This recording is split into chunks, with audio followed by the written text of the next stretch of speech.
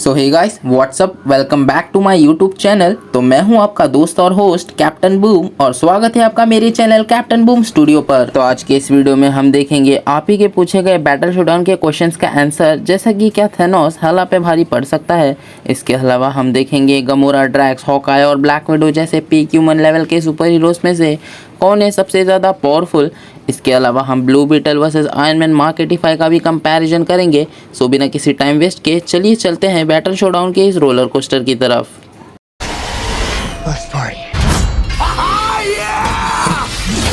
Nice choice.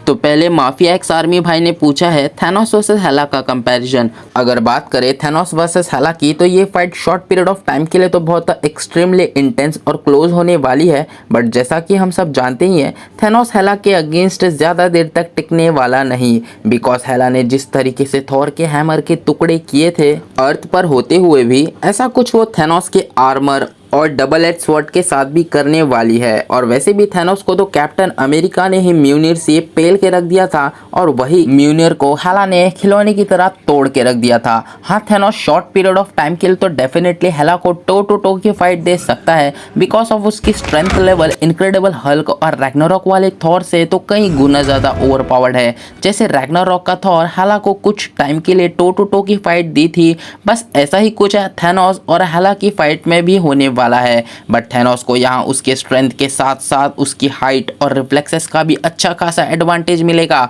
But Thanos कुछ भी कर ले, वो हेला जैसे इमॉर्टल गॉड ऑफ डेथ को नहीं रोक सकता, जो कि उसको अपनी सिर्फ हाथों से ही मसल देने का दम रखती है। ऑफ कोर्स थैनोस को तो आयरन मैन के आर्मर से ही ब्लीड हो गया था, तो हेला के नेक्रो स्वॉर्ड से भी वो नहीं बच पाएगा। तो इस फाइट की विनर डेफिनेटली हेला ही होगी। बढ़ते हैं अपने नेक्स्ट इंटरेस्टिंग क्वेश्चन की तरफ। तो लीला गुर्जर यानी कमलेश गुर्जर भाई ने पूछा है Gamora versus Drax versus Black Widow versus Hawkeye में से किसके जीतने के चांसेस ज़्यादा है। तो देखो, यहाँ अगर आप मुझसे पूछोगे कि इनमें से सबसे स्किल्ड कैरेक्टर कौन है, तो मैं कहूँगा गमोरा, बिकॉज उसने थैनोस से ट्रेनिंग ली है। बट कोई कहे इनमें से सबसे ज़्यादा स्ट्रेंथफुल कैरेक्टर कौन है, तो वो होगा ड्रैक्स। डेफिनेटली इसने अकेले बाकी गार्डियंस को अपने स्ट्रेंथ बेसिस पर डरा के रख दिया था। इसके अलावा अगर कोई सबसे ज़्यादा डिस्ट्रक्टिव कैपेबिलिटीज़ वाला वॉरियर है तो वो है हॉकाई, जिसके एक एरो के ब्लास्ट से पूरे शील्ड की सबसे हाई एडवांस स्पेसशिप डिस्ट्रॉय हो गई थी। प्लस लोकी जैसी गॉड ऑफ मिस्चीफ को भी कुछ टाइम के लिए नॉकआउट कर पाई थी इसकी ये एरो। और अगर ब्लैक विडो की बात करूँ तो वो इन बाकी कैरेक्टर से थोड़ी वीक पड़ जाती है, बिकॉज वो तो बकी को ही नहीं हरा पा रही थी। और यहाँ तो बाकी सारे कैरेक्टर्स डेफिनेटली बकी जैसे विंटर सोल्जर से तो ज़्यादा ही पावरफुल लग रहे हैं। तो इस बैटल में अगर कोई सबसे पहले नॉकआउट होगा तो वो है ब्लैक विडो। नेक्स्ट अगर कोई नॉकआउट होगा तो वो है गैमोरा। अब गमोरा की फाइटिंग स्किल्स डेफिनेटली ड्रैक्स और हॉकाई से तो ज़्यादा है, बट ड्रैक्स की स्ट्रेंथ और हॉकाई के wide range of versatile arrows को गमोरा नहीं झेल पाएगी, बिकॉज उसकी ड्यूरेबिलिटी भी मुश्किल से एक पीक ह्यूमन के आसपास की है। सो गमोरा आउट। नेक्स्ट अगर बात करें ड्रैक्स और हॉकाई की, तो डेफिनेटली अगर हॉकाई ड्रैक्स के हाथों आ गया तो ड्रैक्स उसकी एक एक हड्डी तोड़ के रख देगा। बट यहाँ हॉकाई को जो सबसे बड़ा एडवांटेज होने वाला है तो वो है उसकी डिस्ट्रक्टिव एरोस का, जो ड्रैक्स को नुकसान ज़रूर पहुंचाएगी, जो कि लोकी और आउटराइडर्स के जॉइंट आर्मी को जलाकर खाक कर पाई थी। तो ऐसा कुछ यहाँ ड्रैक्स का भी हो सकता है। हाँ, ड्रैक्स कुछ पीरियड ऑफ टाइम के लिए तो मे बी उसके एरोस को सर्वाइव कर ले, बट डेफिनेटली उसके मल्टीपल एरोस को सर्वाइव नहीं कर पाएगा, जो कि विजन जैसे कैरेक्टर को भी कुछ टाइम के लिए रोक पाया था। प्लस हॉकाई रोनन बनने के बाद वो हैंड टू हैंड कॉम्बैट और स्पॉट मास्टरी में भी गमोरा के लेवल पर है, तो यहाँ हॉकाई ही विनर होगा। बढ़ते हैं अपने नेक्स्ट क्वेश्चन की तरफ। तो मैन ऑफ स्टील ने पूछा है Blue Beetle versus Iron Man Mark 85 में से कौन है सबसे ज़्यादा पावरफुल। तो देखो, ब्लू बीटल मूवी आने के बाद मुझे ऐसा लगा था कि हमें कुछ इम्प्रेसिव और इनक्रेडिबल फीट्स देखने को मिलेंगे ब्लू बीटल मूवी में, बट हमें सिर्फ देखने को मिला ब्लू बीटल की classic super hero origin movie, जहां उसकी सारी फीट्स एंटमैन और स्पाइडरमैन के लेवल पर थी, एक्सेप्ट एक फीट के, और वो है उसका पावर अप टेस्टिंग स्टार्ट करते वक्त वो सीधा स्पेस में चला गया था, जो कि उसे सीधा सीधा सुपरमैन के स्पेस में जाने वाले फीट को राइवल करते हुए दिख रही थी उसकी ये फीट। अदरवाइज उसके अलावा उसने पब्लिक बस को दो टुकड़ों में चीरने से लेकर थोड़ी बहुत कार्स को लिफ्ट करने जैसी स्ट्रेंथ शो की है। इसके अलावा उसका आर्मर, कोई भी weapons, shield, cannon blast, sonic boom energy, attack और शार्प ब्लेड्स तक को फॉर्म कर सकता है इसकी ये आर्मर। इसके अलावा वो आर्मर एक लिविंग एंटिटी है, बिल्कुल वेनम की तरह, जो अपने होस्ट की बॉडी में घुसकर उसकी सारी फीलिंग्स और दिमाग के कॉन्शियसनेस से काफ़ी हद तक फ्यूज्ड रहती है और इसी वजह से होस्ट को बस सोचना होगा कि उसे क्या चाहिए और वो चीज़ उसके आर्मर में फॉर्म हो जाएगी, बिल्कुल वेनम की तरह। बस फॉर्म होने के बाद आयरन मैन की ब्लीडिंग एज आर्मर और थोड़ी बहुत ग्रीन लैंटर्न वाली वाइब देगी ये आर्मर। इसके अलावा भी इस आर्मर में एक आर्टिफिशियल इंटेलिजेंस भी है जिसका नाम है खाजिदा, और ये इतनी ज़्यादा सेल्फ कॉन्शियस और इंटेलिजेंट है कि होस्ट को कुछ ज़्यादा सोचने की और कमांड देने की भी ज़रूरत नहीं है। ये अपने होस्ट को बचाने के लिए किसी भी हद तक जा सकती है, चाहे बस के 2 टुकड़े करते हुए किसी की जान भी चली जाए तो भी इसके सेल्फ डिफेंस सिस्टम को घंटा कुछ फ़र्क नहीं पड़ता। अब ये सारी पावर्स और एबिलिटीज़ देखने के बाद तो ये समझ ही गए होंगे कि ब्लू बीटल एक्चुअली में वेनम, आयरन मैन और आयरन स्पाइडर सूट का मिक्सचर, कॉम्बिनेशन और फ्यूजन है जो कि ग्रीन लैंटर्न की टेक और एबिलिटीज़ को राइवल करता है। तो ये तो हो गई ब्लू बीटल की सारी पावर्स, एबिलिटीज और फीट्स। तो अब बात करते हैं आयरन मैन एके टोनी स्टार्क की सारी पावर्स और एबिलिटीज की। तो आयरन मैन की सबसे मेन पावर तो उसकी इंटेलिजेंस ही है, जिसकी वजह से वो अपने ओपोनेंट के हिसाब से आर्मर प्रिपेयर करके रखता है। अब उसके पास सिर्फ 2 ही ऐसे आर्मर है जो ब्लू बीटल के लेवल पर उसे टक्कर देने का और उसे हराने तक का दम रखते हैं, और वो है उसका हल्क बस्टर आर्मर और ब्लीडिंग एज आर्मर, जो कि ब्लू बीटल के लेवल की स्ट्रेंथ, ड्यूरेबिलिटी और पावर लेवल पोजेस करते हैं,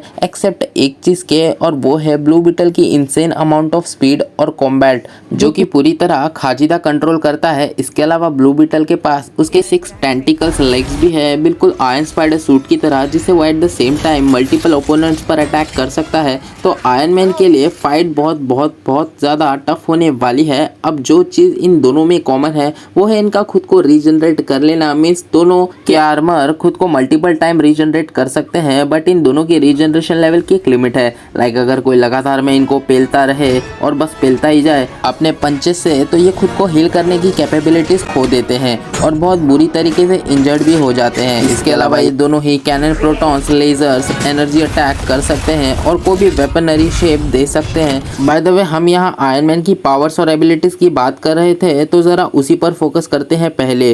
तो आयरन मैन के पास मल्टीपल आर्मर है और ज़रूरत पड़ी तो पूरी आयरन लीजन भी है, बट हम यहाँ उसके हल्क बस्टर और ब्लीडिंग एज आर्मर के ही कैपेबिलिटीज देखेंगे, बिकॉज हम सबको पता है आयरन मैन के बाकी आर्मर्स ब्लू बीटल के आसपास भी नहीं आते। ब्लू बीटल उन्हें स्पीड ब्लिट्स कर देगा, बट अगर हल्क बस्टर की बात करूं तो इसकी स्ट्रेंथ इतनी थी कि हल्क के पंचेस के साथ कंबाइन होने के बाद लिटरली शॉक वेव्स प्रोड्यूस कर पा रही थी इसकी ये आर्मर, और बिल्डिंग्स को भी इजीली डिस्ट्रॉय कर पाई थी विदाउट एनी एफर्ट। तो अगर टोनी स्टार्क हल्क बस्टर के साथ ब्लू बीटल से फाइट करे तो definitely Iron Man Blue Beetle को स्ट्रेंथ में इजीली ओवरपावर्ड कर सकता है, जैसे ब्लू बीटल के विलन कैरापैक्स ने उसे स्ट्रेंथ में कंप्लीटली ओवरपावर्ड किया था। तो ऐसा कुछ आयरन मैन भी यहाँ कर सकता है। अब ब्लू बीटल चाहे तो वो आयरन मैन के हल्क बस्टर को भी काफ़ी हद तक काउंटर कर सकता है, बट वो ऐसा करेगा नहीं, बिकॉज मूवी के अंदर ब्लू बीटल के होस्ट जेमी रेयस को बहुत डरपोक सा और होल्ड बैक करता हुआ दिखाया है, और उसका होस्ट बिल्कुल भी इंटेलिजेंट नहीं बताया है। ऐसा लग रहा था जैसे एमसीयू के स्पाइडरमैन टॉम हॉलैंड और एंटमैन के कॉमेडिक बिहेवियर और बच्चे वाले साइड का मिक्स करके इस हीरो को बनाया गया है, जहां वो मूवी में मैक्सिमम टाइम होल्ड बैक करता हुआ दिखा है।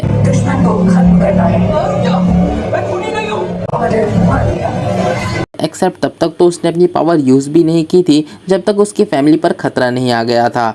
ऊपर से वो बहुत अनएक्सपीरियंस्ड भी है, जिसकी वजह से उसकी और खाजिदा जो कि एआई है उनका कोऑर्डिनेशन बहुत इनकंसिस्टेंट देखने को मिला। और अगर यही रवैया ब्लू बीटल का आयरन मैन के साथ रहा, वो भी तब जब टोनी के पास हल्क बस्टर हो, तब तो ब्लू बीटल का हारना पक्का हो जाएगा, बिकॉज टोनी स्टार्क इतना ज़्यादा वेल एक्सपीरियंस्ड और इंटेलिजेंट है कि उसका हम कंपैरिजन ही नहीं कर सकते ब्लू बीटल के फर्स्ट मूवी से। इनफैक्ट टोनी स्टार्क को आयरन मैन 1 में भी इतना ज़्यादा कैपेबल दिखाया था कि वो आयरन मैन 1 के विलन आयरन मॉन्गर को भी बराबरी की टक्कर दे रहा था, और आयरन मॉन्गर की भी सूट काफ़ी हद तक ब्लू बीटल के विलन कैरापैक्स जैसी बल्कि और पावरफुल थी, बट उतनी भी नहीं कि कैरापैक्स को हरा दे, बिकॉज बाद में कैरापैक्स को ब्लू बीटल की भी काफ़ी सारे पार्ट्स और एनर्जी प्रोवाइड हुई थी मूवी के क्लाइमैक्स में, जिससे उसे अच्छा खासा अपग्रेड मिला था और वो लगभग हल्क बस्टर जितना स्ट्रॉन्ग हो गया था मेरे अकॉर्डिंग। बट फिर भी वो ब्लू बीटल के अगेंस्ट हार गया था, बिकॉज उसने हीरो की फैमिली फैमिली पर अटैक किया था, जिसकी वजह से ब्लू बीटल वहां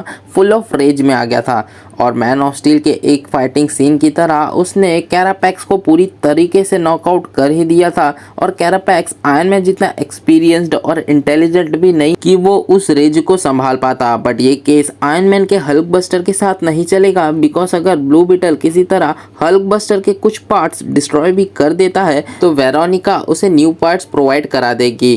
तो अभी के लिए तो ब्लू बीटल फीट्स की वजह से मार खा जाता है आयरन मैन के अगेंस्ट। और अगर आयरन मैन के ब्लीडिंग एज आर्मर की बात करूं तो मेरे अकॉर्डिंग ये फाइट दोनों में इक्वली मैच्ड होने वाली है और इन दोनों में से कोई भी इस फाइट का विनर हो सकता है। वैसे अभी हमें ब्लू बीटल की फर्स्ट मूवी में उसके ज़्यादा पावर्स दिखाई नहीं गए हैं, because of majority of time Jamie अपनी पावर्स यूज़ करने को मना कर दे रहा था खाजिदा से और इनका कोऑर्डिनेशन बहुत वर्स्ट था कंपेयर टू आयरन मैन और उसके एआई से। हाँ, ब्लू बीटल का एआई डेफिनेटली स्टार्क के एआई से ज़्यादा इंटेलिजेंट और पावरफुल है, बट उसका प्रॉपर कोऑर्डिनेट नहीं है उसके होस्ट के साथ। प्लस जेमी रेयस का नेचर एक टीनेजर यानी शेज़ैम और स्पाइडरमैन और एंटमैन टाइप का है, जिसकी वजह से वो करेंटली थोड़ा डिसएडवांटेज में है आयरन मैन के against.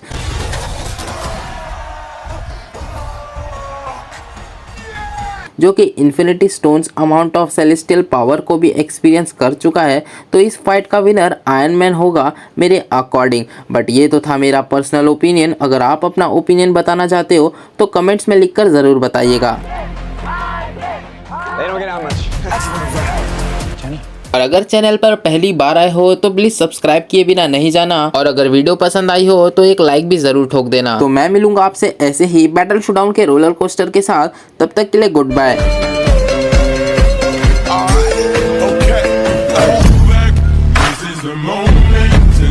Tonight we'll fight till it's over, so we put our hands up like